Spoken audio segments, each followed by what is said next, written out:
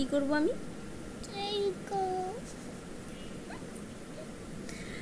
আজকে আমি একটু শাড়ি পরেছিলাম, যে আজকে জন্মাষ্টমী, ঠাকুর ঘরে পুজো টুজো দিব।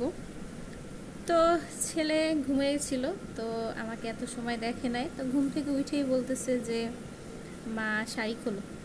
মানে শাড়ি পরলাম কেন, এখন শাড়ি খুলতে হবে, কি করব একটু বলো তো।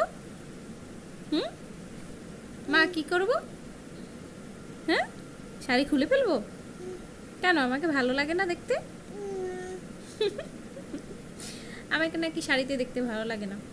আসলে শাড়ি পরা তেমন একটা হয় না, ও আমাকে তেমন শাড়ি পরতে অতটা দেখে না, বাড়িতে গেলে তখন হয়তো দেখে, কিন্তু বাসা বই আমি কখনো এইভাবে শাড়ি পরা হয় না।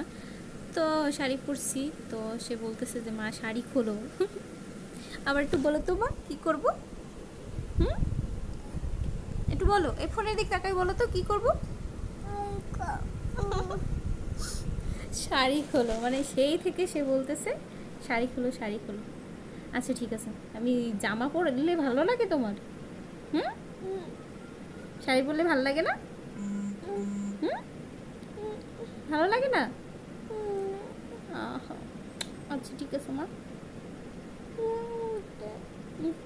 সবাইকে বলো শুভ জন্মাষ্টমী, বলো, একটু নমস্কার দাও সুন্দর করে। নমস্কার, শুভ জন্মাষ্টমী। গুড বয়, সবাই ভালো থাকেন। দাঁড়াও।